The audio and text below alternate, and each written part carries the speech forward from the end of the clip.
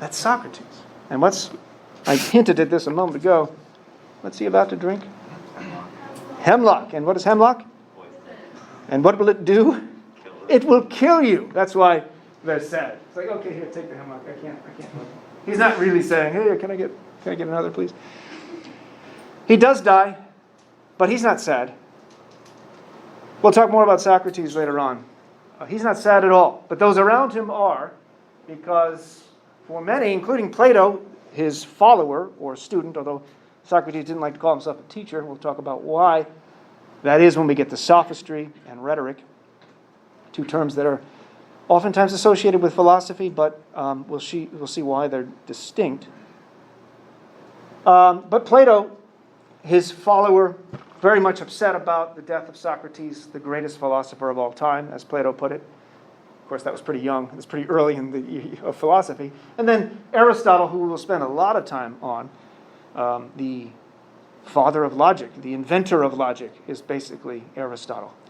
And if you don't believe that, just go see what Aristotle said about it. He's not too humble. He'll tell you he invented logic, and he's probably right. So that's a pretty good triumvirate. You have Socrates, you have Plato, and you have Aristotle, all interconnected. We'll talk about each of them. It is a bit sad that he died, but he was in his late 70s, and he had a good life, for the most part. But he was put to death by Athens, the first democracy. That's significant. I'll return to that throughout the semester. But since that is a bit sad, I'm going to jump into some comedy, or some humor, or a joke, rather. It's funny, the next bit I'm going to give you, it's funny, even if you don't laugh, right? Something can be humorous even though you don't laugh. Laughter is not necessary, nor is it sufficient for humor. I'll describe those two terms later on. But I'm going to give you this joke. You've probably seen it before, and I want you to tell me what has gone wrong. Two hunters are out in the woods. When one of them falls to the ground, he doesn't appear to be breathing, and his eyes are rolled back in his head. The other hunter whips out his cell phone and calls 911. He gasps to the operator, "My friend is dead. What can I do?" In a calm, soothing voice, the operator replies, "Hey, take it easy. I can help. First, let's make sure he's dead." Then there's a silence, and a shot is heard. The guy's voice comes back on the line, and he says, "Okay, what now?" So, what has gone wrong? Aside from manslaughter. Go on, just raise your hand. Anyone wants to chime in? And then the next question, why am I starting with this? Why is this relevant to critical thinking? I think the guy who called the police misinterpreted what the operator was saying and then killed his friend. Where was the misinterpretation? After, just take it easy, I can help, first make sure that he's dead. So it's that part that was confusing. Whose fault is this? The guy that killed his friend. He couldn't blame the operator? Why did you shoot him? Well, look at what the guy, you even have a record. They record these. Say, shoot your friend. Make sure he's dead. I did what the operator said. What's wrong with that phrase you were going to say? Well, you're kind of a terrible, crazy friend for taking your buddy off. Yeah, well, after yes. a subtle request. It's not a subtle request. There's something You said confusing. Yeah, maybe you could have said, find out if he's still alive. Yes, because this sentence is not good, right? Is that what you're going to say in the back? Yes. What's the word for that? Does anyone know what's wrong with that technically? It could lead to a fallacy known as equivocation, but equivocation is a specific kind of linguistic error, problem, mistake. That's what a fallacy is. An error in reasoning. We'll see a lot of those. This is one here. Does anyone know the one I'm thinking of? Yes? Like a negative connotation? It does have a negative connotation, but that's a separate thing. This has two distinct meanings, at least. And what does that mean when a phrase has two distinct meanings? But the intended meaning is not given, made clear? It is, starts with an A. Ambiguous. Yes, I don't like to give answers, so I'll prod you along. That's right, it's ambiguous. Syntactically ambiguous. Indeed, the person should have said, let's see what's wrong with them. Let's see if they're still alive. Not, Let's make sure they're dead. Now, we laugh at that. I mean, it's not really something that happened, but mistakes like this do happen. And they do happen because of errors in reasoning. Mistakes in logic can lead to not just laughter, and I'll talk about that in a second, but also death on a massive scale. And we talk about that in the syllabus. Irrationality, mistakes in reasoning, are not just trivial things that we laugh at. They have significant consequences, which makes this class, I hope, the most important class you will ever take in your lives. I appreciate that silence that you offered right there. Now, why do we laugh? What's happening here? We recognize something. It's not conscious. We're not saying, that's funny because of syntactic ambiguity.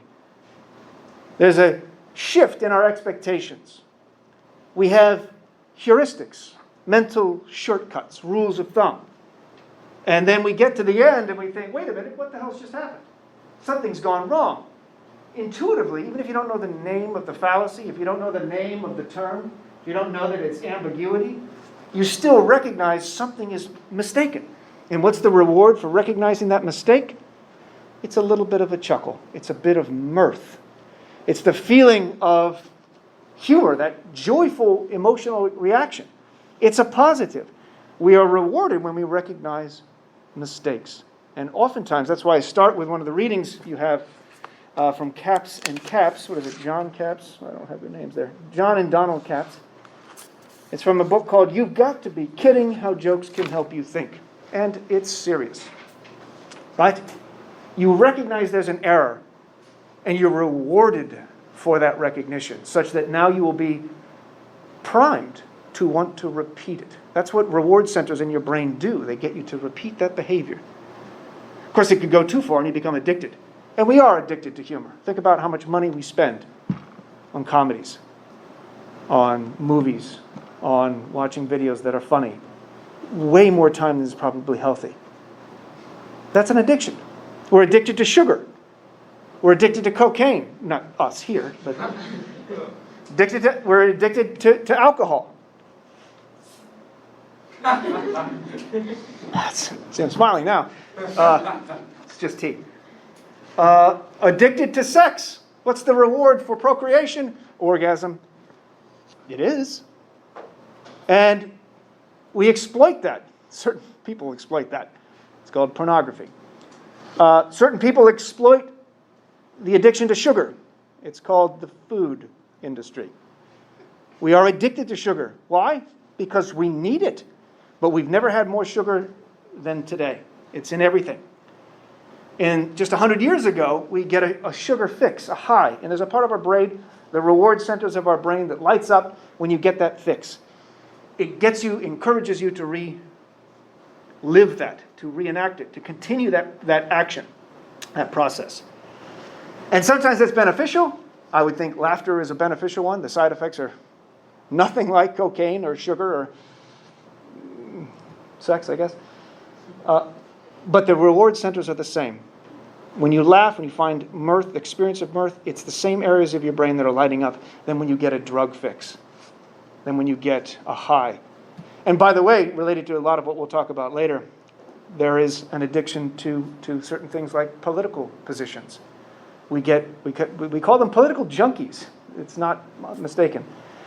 When you are far to the right, far to the left, for example, and you find a story that appeals to you because it supports your particular politician and attacks your opponent's politician, or vice versa, you get a fix. You get a reward ping in your centers of your brain, the same areas of your brain where you would get a fix if you were taking cocaine. They're not exactly the same, but the areas of the reward center of your brain are roughly similar. This shows us that there's a connection there. And that can be positive and, as you probably are quite aware, politically today, quite negative. We'll say a lot more about that as we go. Here's another one I want you to think about. A quiet little man was brought before a judge. The judge looked down at the man, and then at the charges against him, and then back at the little man. He could barely conceal his amazement Can you tell me in your own words what happened? He asked the man. I'm a mathematical logician dealing in the nature of proof. Yes, go on, said the judge. Well, I was at the library and I found the books I wanted and went to the desk to check them out. I was informed that my library card had expired and that I had to get a new one. So I went to the registration office and got in another line. They gave me a form to fill out, so I filled it out and got back in line for my card. And, said the judge, well, the fellow at the desk asked me if I could prove that I'm a New York City resident. So I kicked him in the crotch. Now, that's not as funny, I think, as the first one. But still, something has gone wrong. We recognize it. We're rewarded with a feeling of mirth. Again, doesn't have to be laughter, right? Laughter is not necessary for something to be humorous. In fact, not too long ago, one of my children, I'm not going to tell you which one, protect their identity, let's call her Minerva. It's not her name. Was in the bathroom, and I was asleep, half awake, and she must have had her iPad with her in the bathroom. I don't know where she got that idea. And I hear from the bathroom, whoa! And I say to myself, this is what I heard in the bathroom. She said that. And then I said to myself, half asleep, that's not a good thing to hear coming from the bathroom.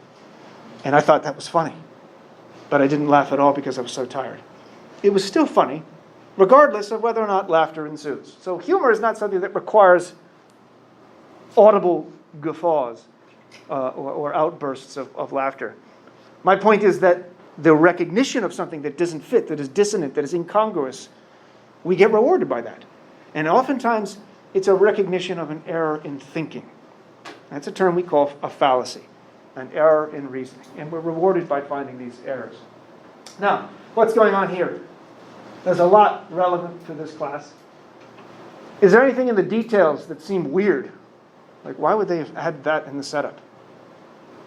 Anything stand out specifically to you? His job title as a mathematical logician. Yeah, why is that relevant? Because the sort of punchline of the joke is him being asked to prove that he is a New York City resident. That's and right. He misinterprets that because he's not given specifics, and so he just kicks him in the crotch. Because maybe, I don't know, he's had that experience with someone. Does he misinterpret it? Well, no, but he gives it his own interpretation. Is anyone here from New York City? Nobody? Damn. I wouldn't ask you to prove. You're from New York? No, but I think he's just going with the stereotype that they're like a bunch of dicks. Yeah, and then they'll show you by kicking you in the dick. But what's interesting is the juxtaposition, the incongruity. A mathematical logician, and he's a little man. I'm not sure that seems totally irrelevant. Maybe trying to throw us off. And he's asked to prove something. In what way would you interpret that proof? How would most mathematical logicians, whether you know what that is or not, how would you have what would you expect a mathematical logician to do in proving anything? Yeah. What, in this situation? And what would proof mean to a mathematical logician? Something like support claim? Yes. Quality? Yes. What kind of supporting claim? Concrete evidence. Yeah, okay. Concrete evidence. What would that be to prove that you are a New Yorker? Just Yes, here's my mail. This shows that I'm New York. Does that demonstrate necessity? Ah, look, he has a piece of mail, and on the mail it shows an address in New York City. Does that demonstrate with necessity that the conclusion that he's a New Yorker is true? State ID. State ID. Does that... Here's a piece of mail. Here's my ID. Both of them say I'm from New York. Does that prove with mathematical necessity? Does it prove with certainty that he's from New York? Could have been, both of them could have been faked. Very easily, I don't know how easily it is, but very easily. You might as well kick somebody in the crotch. That's just as good. Of course, that doesn't demonstrate it. I can make that into what might be called a deductive argument. And I would say something like this. Why did you kick him in the crotch? Well, because all people who kick others in the crotch are people who live in or are New York City residents. I kicked that guy in the crotch. It follows necessarily that I am a New York resident. That's a deductively valid argument. Is it a good one? No. We'll define what good means with respect to deduction and induction later on. That's a terrible argument. It's unsound, first of all, because one of the premises is false, if not both of them. What is relevant here is we oftentimes confuse proof in the mathematical sense and seek proof in the deductive, logical, mathematics sense into the more muddy world of interpersonal relations with human beings, the most complex entities in the known universe. We confuse this desire for certainty that we often find in mathematics, and not always do we find certainty in mathematics. Look at Kurt Gödel's uncertainty principle. There's a lot of confusion about, first of all, what numbers are and what their relation to the physical world and us is. And if you want to piss off your math teachers, start the day with, what are numbers to you, Professor? And where are they? Do they exist? And either they'll love it because they're philosophically minded, or they'll tell you to get out and just go to a philosophy class, which is not a bad choice, by the way. But where's the problem? This is an inductive class. This is an informal logic class for the most part. I'll talk about deduction, of course, as well. But in your everyday lives, you are not using deduction most of the time. You're certainly not going to find a deductive, mathematically certain inference to prove your residency, to prove that you've been vaccinated, to prove that vaccines are a safe means of protection against COVID-19, for example. You are not going to find mathematical certainty with respect to those connections. Does that mean that our conclusion, any conclusion, with respect to some causal connection between a vaccine and a particular virus, for example, should be thrown out? No. That's the wrong mode of reasoning. That's appealing to mathematical certitude into the muddy world of science, of politics, sociology, psychology, religion. Imagine taking your certainty that 2 + 2 = 4 into any other realm. I walk in today and I say, you know what, guys, 2 + 2 = 5. What are you going to say to that? False. And then walk away.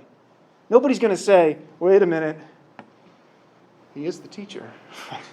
Maybe I'm going to look into this. Maybe I need to think more deeply about that particular equation, that particular claim. No, you're not. You're not going to spend a second on it, and you shouldn't have to. The problem is when you take that feeling of certainty, and that's the key. It's not actual certainty. I'm having trouble with this damn thing. You take that feeling of certainty that you find in 2 + 2 = 4, and you carry that feeling of certainty over into the political, the social, the ethical, the religious realms, the scientific realms. We'll talk a lot more about that with causal reasoning. It's true, the tobacco industry was correct. There is no absolute 100% certainty that tobacco causes cancer. They're right. There's doubt. Therefore, what? Tobacco doesn't cause cancer because we can't find 100% certainty that it does? No, it's a causal argument, and causal arguments are inductive. All inductive arguments are merely probabilistic. That doesn't make them bad. And I'm going to spend a lot more time on that. There'll be no crotch kicking, so don't worry. Let's do another one real quick. Nope, that's the same one. Weird. A worried new mother went to the psychiatrist. Doctor, she said, ever since I had the baby, I can't sleep at night. When I'm in the next room, I have this dreadful fear that I won't hear the baby if he falls out of the crib. What should I do? Well, that's easy, the doctor replied. Just remove the carpet from the floor. Yes, that is amusing. The thought of a baby thudding on an uncarpeted floor. Thank you for the boldness of your laughter. Perhaps we can't control our laughter. And what does that tell us? That you hate babies? Is that what it says? No, it doesn't.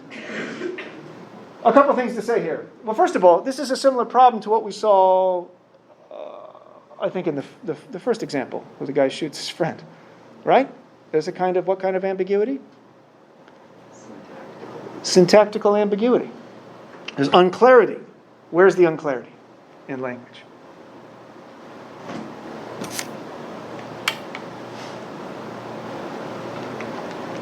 What would you have replaced? How would you rewrite to make it clear? And then thereby not funny, of course. That's interesting. Yeah. Well, I'd say you could put that I won't know if the baby falls out of the crib instead of hear, because then it's like you did solve the hearing problem. That's right. Yes. Doesn't that sound better? I have this dreadful fear that I won't hear the baby if it falls out of the crib. And the doctor interprets that as, oh, you want to hear the baby get harmed because you're a horrible person. Let's just remove the carpet. And you notice you can tweak it a bit and just remove certain parts and it's no longer funny. That's fascinating. You can test this. Now, when you laugh about that, there's something inconsistent there. There's something unexpected there. But it also is relying upon what you take to be congruous. Laughter oftentimes results of the recognition of an incongruity, of something that doesn't fit. And we're rewarded again for recognizing when things don't fit. Because it gets too easy to be complacent and seek things only that fit. And to be uncomfortable with any kind of dissonance. I want you to get into the habit of being a little bit uncomfortable. Learning is difficult to really happen if you're always comfortable. Discomfort, I mean recognizing where we don't know something and not feeling paralyzed, angst-ridden because of that ignorance. As we'll see in a moment what philosophy is, it is a recognition of, it is a questioning of our presuppositions, what we assume to be the case, but have not fully argued for. And in fact, we have a lot of presuppositions. We have presuppositions about what we take to be the case. It's wrong to let a baby fall when you could avoid it, is it not? This joke relies upon a number of presuppositions that you take for granted, that you assume are true. And not just true for you, but objectively true. Unless I'm mistaken. Could you make the case that it's okay to harm babies? For fun? Raise your hand. Who thinks it's acceptable to harm a baby for fun? It's a philosophy class. It's all right. Somebody walked past, heard me say that. we can talk about these things. It's totally theoretical. Nobody raised their hand. Critical thinking? Yes? Is this a personal development class? No, sorry. This is critical thinking and writing in philosophy. Sorry. But while you're here, do you think it's acceptable to harm a baby for fun? Harm a baby? Yeah, for fun. No, I probably wouldn't do that. Okay. Everyone else disagrees with you, but whatever. Okay, so thank you. The point is, there seems to be something objective, as opposed to saying, no, it's all relative. Have you ever said that? It's all relative. Maybe you've said it today. What do you mean when you say it's all relative?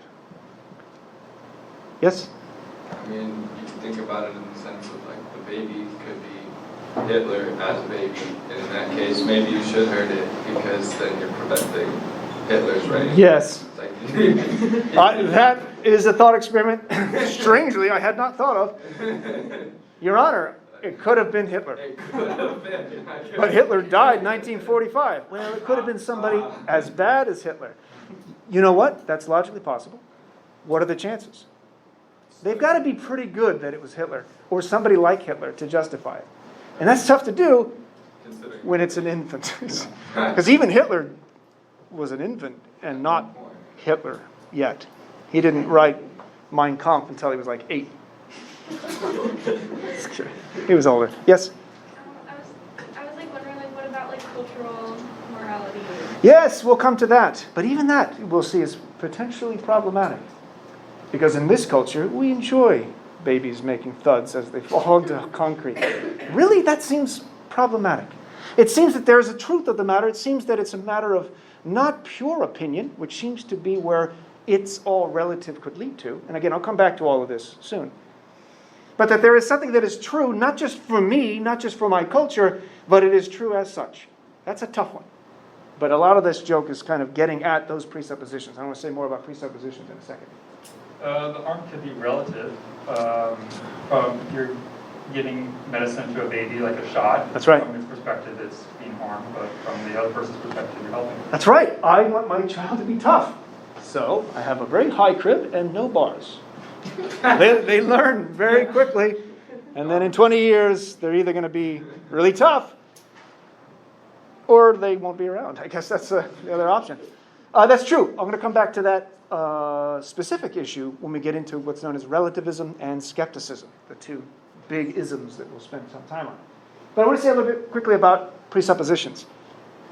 The previous slide we looked at, or one of the slides, was about the mathematical logician seeking proof. It's good to seek proof. When you think of a mathematical deductive proof, you think of claims that, if true, lead necessarily to a conclusion being so. That's very rare. When you think of justification in everyday experiences, the bar for that justification is going to be a bit lower than the logical mathematician. And that's totally acceptable. That's totally fine. But what ends up happening oftentimes is we take that drive for certainty that we find at the mathematical level and try to apply it to all other areas of our lives. And more problematically, we tend to take presuppositions. Oh, I have another joke, so I forgot about that. We tend to take presuppositions, our beliefs and our web of beliefs, as I'll call them, as being certain. And this leads to all sorts of problems, and many of which we're going to look at in this class. Let me go through one more joke, and then I'll get into a little bit more about the details of the class and then the syllabus. All right, last one here. 3 drunks are staggering down the street. One suddenly stops and says, "I'm the President of the United States." His companions say, "Oh yeah, prove it." This is similar to what we talked about moments ago. And he quiets down. A few minutes later, the second drunk stops and says, "I'm the King of England." And his companions say, "Oh yeah, prove it." And he quiets down too. A few more minutes pass, and a third drunk shouts, "I'm God." His companions say, "Prove it." He responds, "Okay, I will." So he leads them into the next bar and staggers in. When the bartender sees him, he says, "Oh God, you again?" It's clever.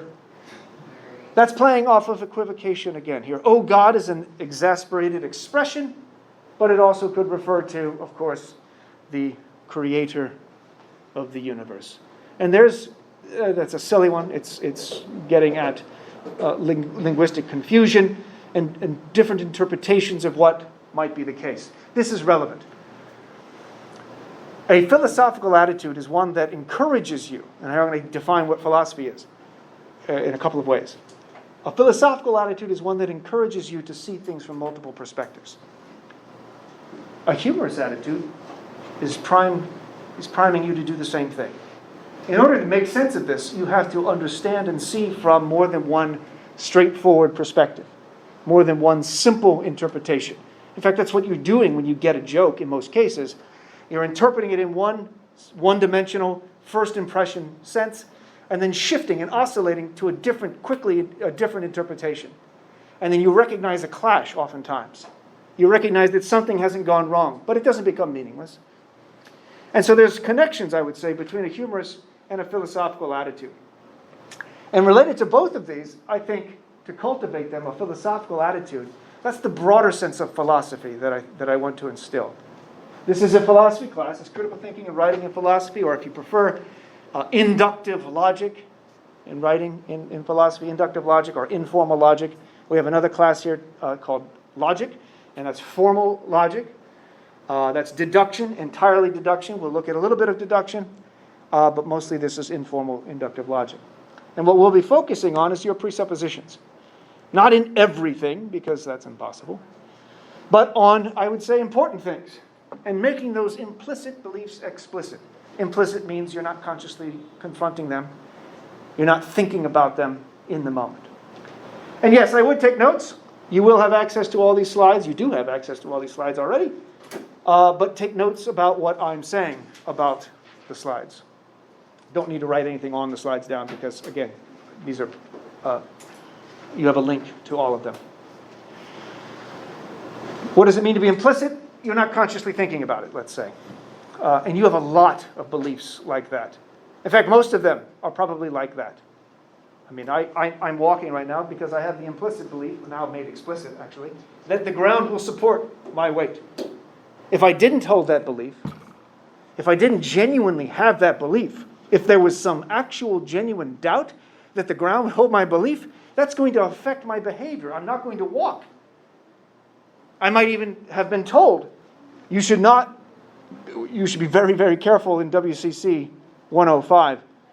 There's like a trapped floor. We lost a professor. He fell through the floor.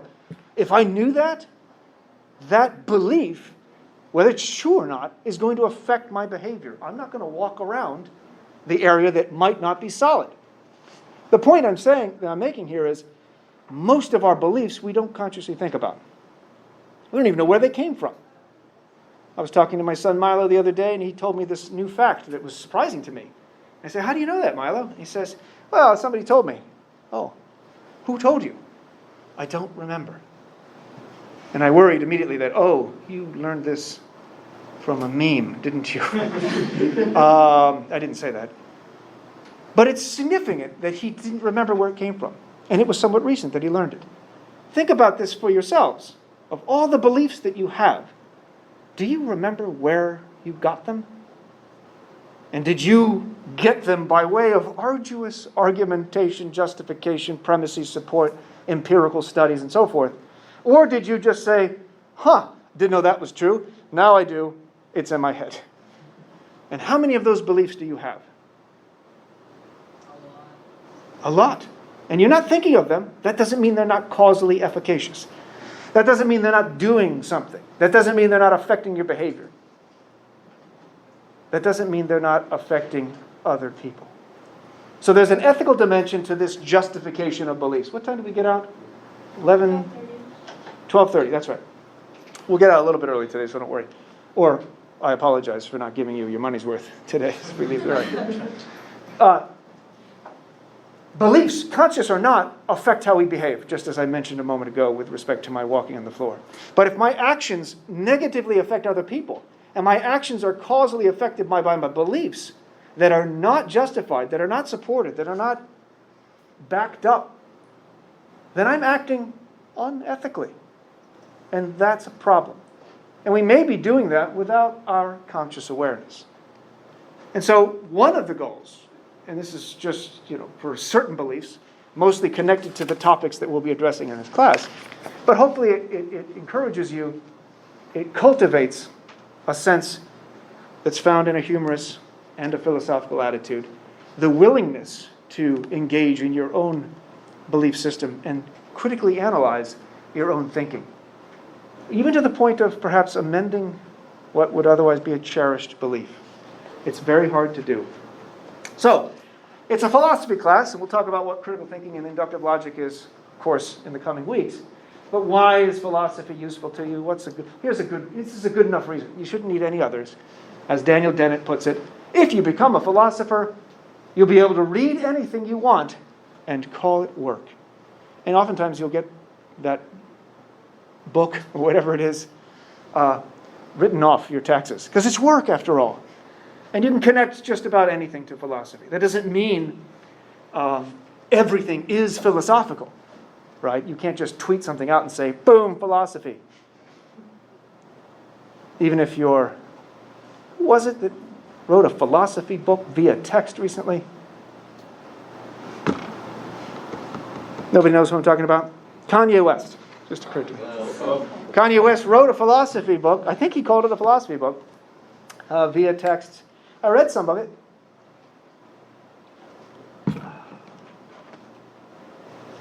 That's the extent of my commentary on it. But anything can be analyzed philosophically. Question? Oh, sorry. There's a philosophy of everything. In fact, that's probably a class, the philosophy of everything. There's a philosophy of art. We just taught in this in our department. Philosophy of physics, philosophy of science, philosophy of biology, philosophy of humor, something I'm very much interested in. What does that mean? We're applying the tools of philosophy, logic, argumentation, epistemology, study of knowledge. What is it we know and how we know, and what's the difference between a mere belief and opinion and a fact, and something that is true, something that is justifiable. You can apply that to anything. So philosophy is a discipline. And by the way, what does the word philosophy mean? Yeah? Love of knowledge. The love of knowledge? Close. Episteme is knowledge. Philos, Sophia. Love, philo. Sophia means what? Not knowledge, but wisdom. Yes, very good though. Close. Can you be wise without knowledge? It depends, right? Can you be knowledgeable without wisdom? Definitely. You can know a lot and yet not know what in the world to do and not understand what it is that you know or misuse that knowledge. I can know how to split the atom and misuse that, right? You're probably familiar with the acronym MAD. Does anyone know what that stands for? Mutually assured destruction. Mutually assured destruction. This is potent. I can smell it right through my mask. Wow. It is. I'm going to have to sit down.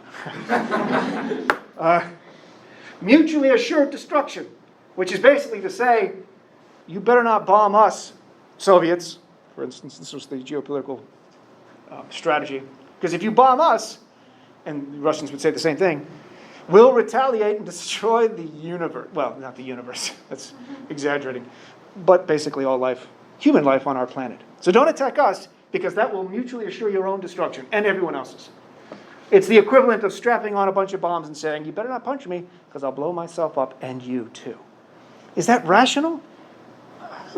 Some might say, yes, look, worked. It's worked. It won't work, though, if you're dealing with people who don't care about their own destruction. That would be irrational. You have something what's called the prisoner's dilemma in game theory here. And game theory works differently depending upon who's playing the game. If you're dealing with a state that has interests, that has desires to stay alive and protect its citizens, that's one thing. If you're dealing with rogue individuals who have access to nuclear weapons, who don't give a damn, that's something entirely different. So whether or not this policy worked or continues to work is up in the air. And we'll talk more about what constitutes rationality with respect to that later. Okay, here's an argument. You want to be happy? Take philosophy. Become a philosopher, because that guy's a philosopher and he's happy, therefore you should be too. QED means end of proof. That's a joke. That's a terrible argument. However, he's right. You can call it anything you read work, because you can connect it all to philosophy. There are a lot of other reasons, but I'm not going to get into that now. There's a link on your syllabus to the Daily Nous, N-O-U-S, which is a clever way of saying it's pronounced news, so it sounds like news, but Greek for mind. And that's a great site for contemporary philosophy, what's going on in the world of philosophy. And they've got a lot of links with charts and graphs that show the benefit of a philosophy major. The amount of money you'll get, as if that's all this is about. Obviously, you want to become a philosopher so you can make money. I think I've already mentioned I make at least $100 a month. Was that this class I mentioned that? Yes. Okay. So probably more than that, but give or take. I don't pay attention to that. Although my Porsche is extremely expensive, so that has made me think more about finances. I forgot what I was saying. Thinking about my Porsche now that I don't own. Oh yes, so there's a bunch of charts. There's a bunch of links to on the Daily News site for the benefits of philosophy, a philosophy major, or even if it's a philosophy minor, or it's a double major.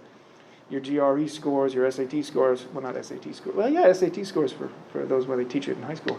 All of those are at the top. So there are some benefits economically, educationally, but I would argue there are also other benefits that are more important.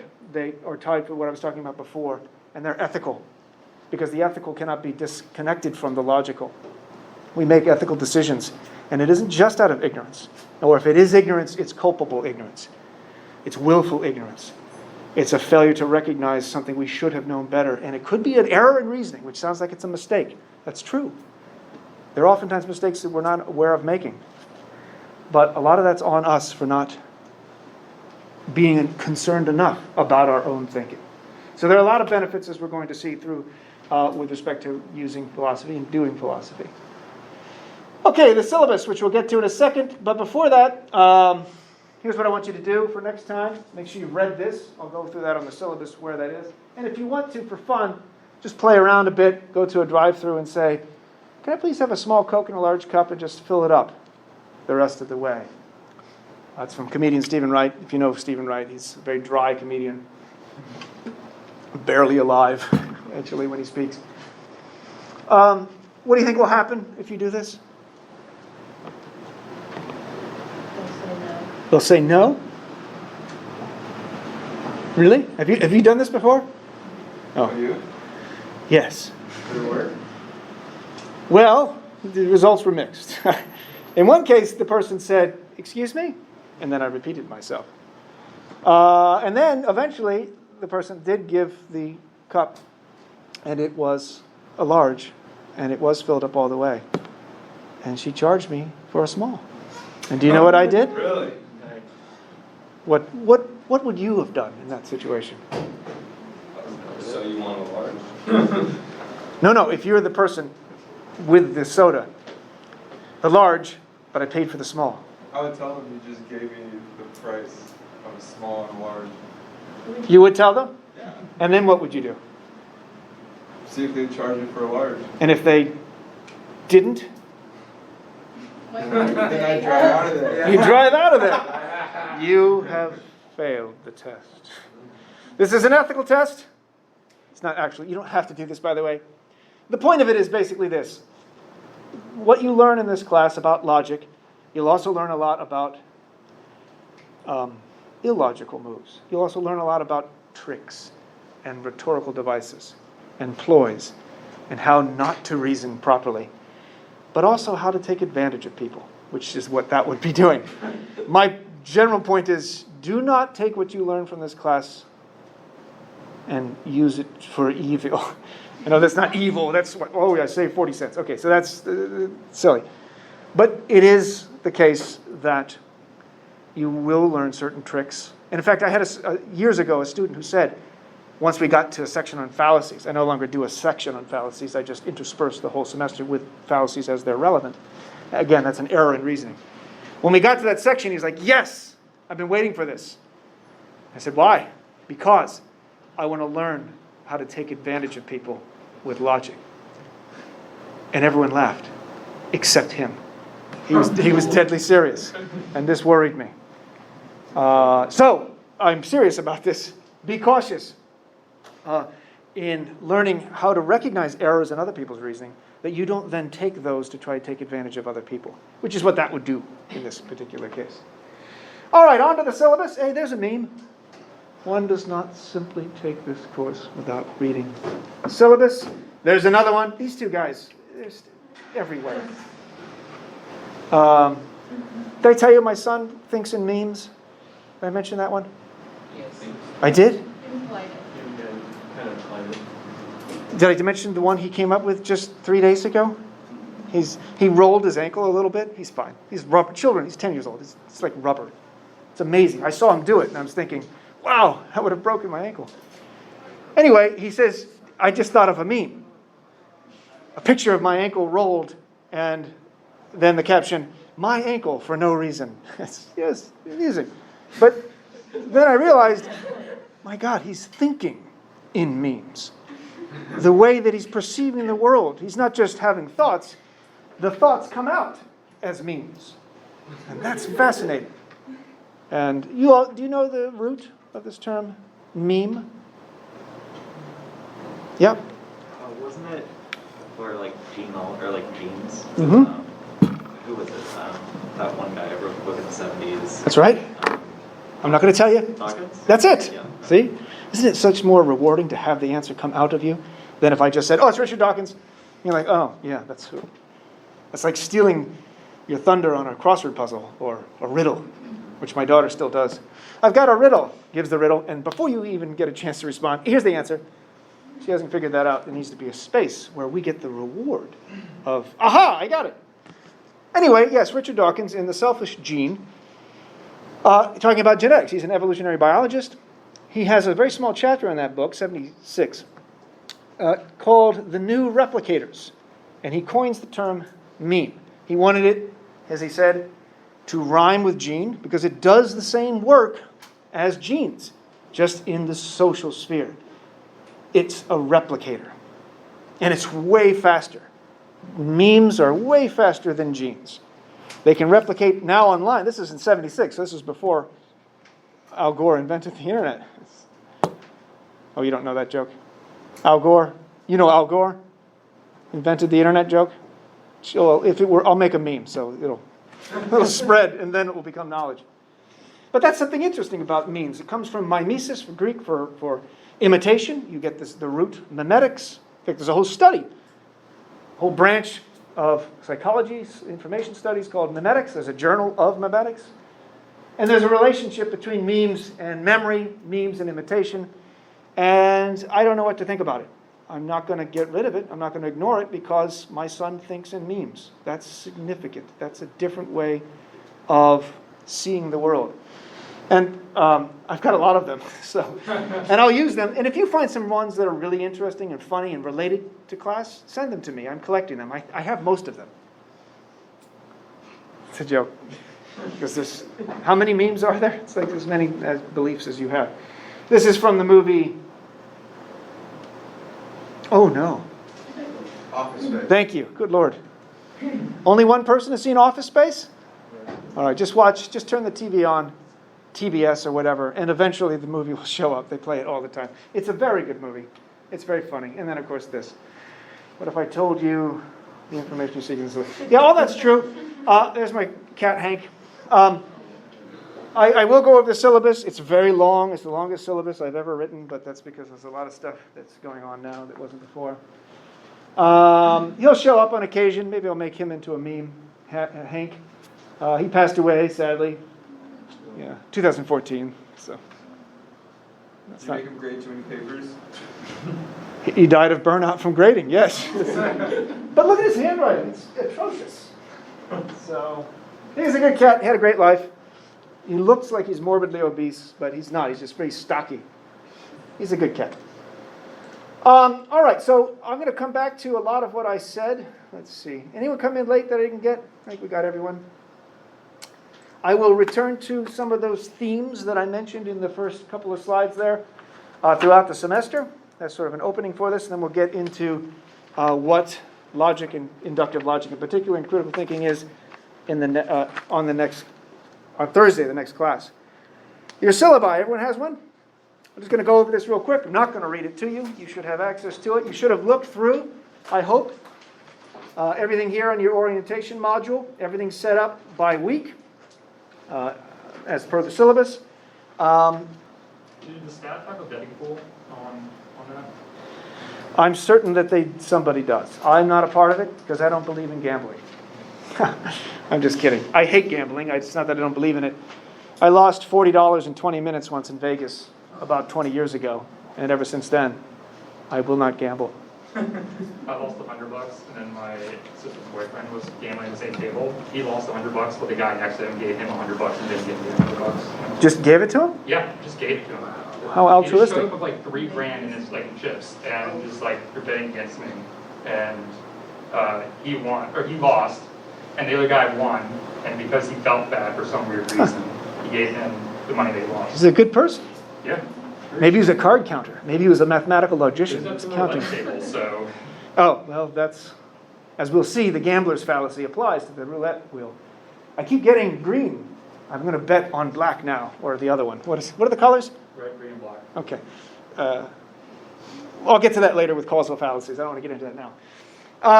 But no, I don't know what it is. Hopefully, we'll be fine until the end of the semester. But if not, I have some contingency plans. We've got a lot of stuff online. My intention, as I said, I'm going to record the lecture, so if you miss, I'll post the recordings up there. On the syllabus, have I said my name yet? I'm Chris Kramer. Sorry. Dr. Kramer is fine. In your emails, make them formal. Make emails kind of like professional so that you get in the habit of doing that. It's sometimes easy to just say, hey, what's up, Chris, or Christo. That's what my mom used to call me. You may not call me that. It's short for Christopher, obviously.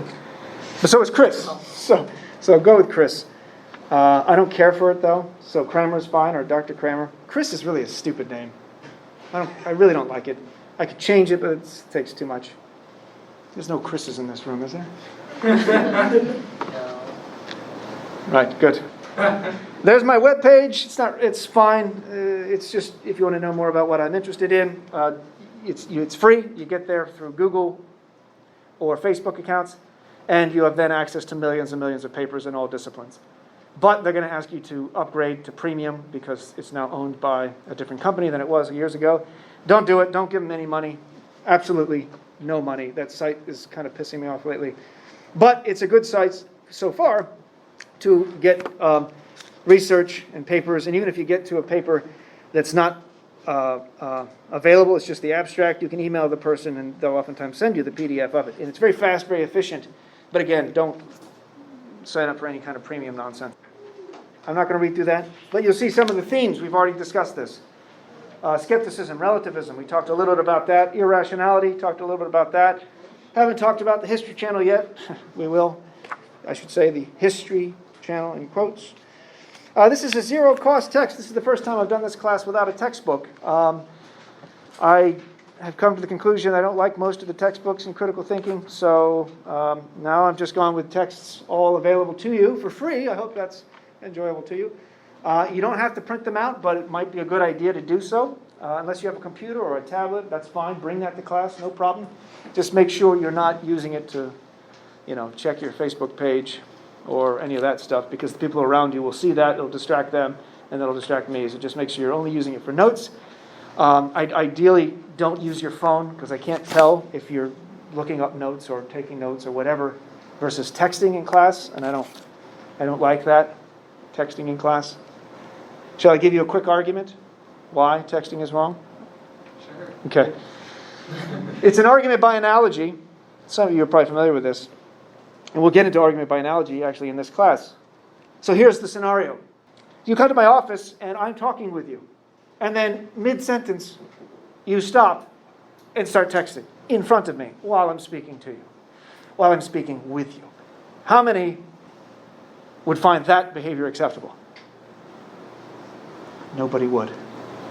So my argument by analogy is this, and remember this when we get to arguments by analogy later on in the semester. It's an inductive form of reasoning. My argument is that there are no logically or ethically relevant differences between you and I speaking together one-on-one and you and I speaking together one-on-class, so to speak. I'm talking with you. Philosophy is a conversation. Philosophy is a discussion. There isn't a logically relevant difference between me speaking with you now, even though, of course, there are some differences. The key is logically or ethically relevant differences. One of the differences is that there's many of you, as opposed to just one. But why would that change the scenario? Why would it might psychologically, that's different than logically. Psychologically, it feels like there's less responsibility, doesn't it? In fact, that's a very common phenomenon. Somebody's on the street hurt. If it's just you and that person bleeding out or whatever, you're probably going to be compelled to do something, help them out, call the police. But if it's that person bleeding out and this whole class, notice how psychologically it's unclear what should be done. So my point is, if there are no logically and morally relevant differences between the situation of you in my office and you in the class, then they ought to be treated similarly. Which is to say, if you're not going to text in front of me in my office, you ought not text in front of me in my class. Does that argument make sense? Maybe not. Maybe there's flaws to it. And if you'd like, I'm going to say write a paper on that, but that's too much. Just send an email if you want to refute that argument. I'm totally fine with that. Okay, so that's cell phones. And ringtones. Turn your ringtones off, because every one of them is terrible. And you should know that. Every one of them is terrible. They're all horrible. The songs, the jingles, whatever, when your phone rings, just turn it off. As I did. I forgot to turn that off. I mean, to whoever's phone that is. Forgotten whose phone. Probably turn that back on. Yeah, I'll turn it back on eventually. All right, so take care of that. Zero-cost textbook. All the texts are available there. There's some internet, suggested internet sites, page 4. There's the Daily News.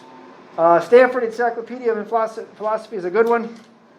That's more in-depth articles, more detailed, more philosophically rigorous. The Internet Encyclopedia is probably a good one to start if you, on any particular issue you want to investigate in more detail. The readings, I want you to do them. You have, as far as assignments, you have just this sample assignment to upload. Some of you have already done that. That's really just to make sure you know how to see my comments in your document. That's all that assignment is, and introduces you to me. And it's a good idea if you could put a close-up picture of yourself on your profile or whatever, so I can connect names and faces better. There's a sample quiz, again, just to make sure you know how to take online quizzes. The multiple choice quizzes will be 10 minutes each. That's the only timed assignment you'll have, those few multiple choice quizzes. They're only 10 points. You get 2 attempts, and we average the 2 scores. I don't do makeups for those multiple choice quizzes, so keep that in mind. But I do drop the lowest score. Now, I have all of those done online, so you have like until midnight of the due date. And that's a benefit, it gives you a lot of time, but it also gives you a lot of time to forget about it. So I'll send out email reminders, but figure out the best way you can to email to remind yourself. Maybe a little, set your phone to shock you or whatever. I don't know, do they have that app yet? Somebody invent that. To remind you to take the quiz, because and then on the last page we have the last few pages, the tentative course schedule. Tentative because it's subject to change, but hopefully I'll stay on track. What you need to do to read this today is the 24th. We did the syllabus. We looked a little bit into logic, critical thinking, what philosophy is. For the 26th, make sure you have read the caps and caps, why thinking critically is important. Relatively short, pretty easy read. Some of the readings are a little bit longer and more dense. And I try to, like, for instance, the Phyllis Rooney. That's from a philosophical journal, a professional philosophical journal. So it's a little bit more dense than some of the other ones. But you don't have to read the whole thing. I give you the page numbers to focus upon. Anytime I do that, start with those pages. And if you have time, read the whole thing. But if you don't, just focus on the pages that are referenced there. So all you need to do by the 26th is reread the syllabus. I can show you those memes if you want to remind you. No? And then that reading from caps and caps. And if you have difficulty opening any of the assignments, let me know as soon as you can. The PowerPoints all should be available. They're all numbered. You're going to get something that looks like this. Ignore that and just go up here to the hyperlink. And then you'll have access to it there. Okay, I am tired. That was tough. 2 in a row just then. Oh, I apologize. I must have said class dismissed. Interesting. I'm sorry. I started to harp on this. I have a pet peeve in addition to the word pet peeve. It is packing up before we're done. Because once one person does it, it spreads like a virus. I'm sorry, that's not right. And then others do it. It's the first day. It's not a big deal. It's totally fine. But just hold off until I make it so. This is one of the fascinating things about language, where I can make something true just by saying it. You can't do that in this case, but I can. I think that's fascinating. It's a kind of power that only God. No, sorry. When I say class dismissed, which I don't ever really say that sounds so strange, but that will make it so. Anyway, to your point, no, I don't print out anything, and I don't think I will because most of the assignments are going to be online. I grade much more efficiently that way. I save paper that way, and ink, and but if you need something printed out, let me know. I can work on that with you. But you can use computers, you can use your iPads or pods or other electronic devices, except your phones, ideally. If you have to use your phone for some other reason in class, let me know and I'll work with you on that. Shouldn't be a problem. Any other questions on the class? What to expect? Anything at all? What time do we get out? 12:35? 12:30. All right, so we have 4 more minutes. If there are no other questions, we will simply wait in silence until the time is to let out. Oh, we have another question. What Porsche? I'm sorry? What Porsche? In my mind, it's that red one. Red one. It's a red one. Okay. With the thing that rises up when you go over 40 miles an hour. A spoiler in the back. Is that called a spoiler? Yeah. Yeah. Okay, that's the one that I own in my imagination. 2-door or 4-door? Is that a trick question? No. Okay. I thought you were trying to trick me into saying, 4-door, they don't have 4 doors. Fooled you. I don't actually. 3, I like it with 3. two and then one on top. Lift up that way. Like an emergency. Yes. Summer. Yeah. Well, okay, I'm not really going to have you sit in silence. That's incredibly awkward. So I will see you on Thursday. Make sure you've gotten the readings. And if you have any other questions remaining, you can ask them in class, or I do have a link. Oh, no, I didn't have that link here, but I can post that there. Just email me if you have any other questions. Okay, stay safe, and I'll see you on Thursday. Thank you. Bye-bye.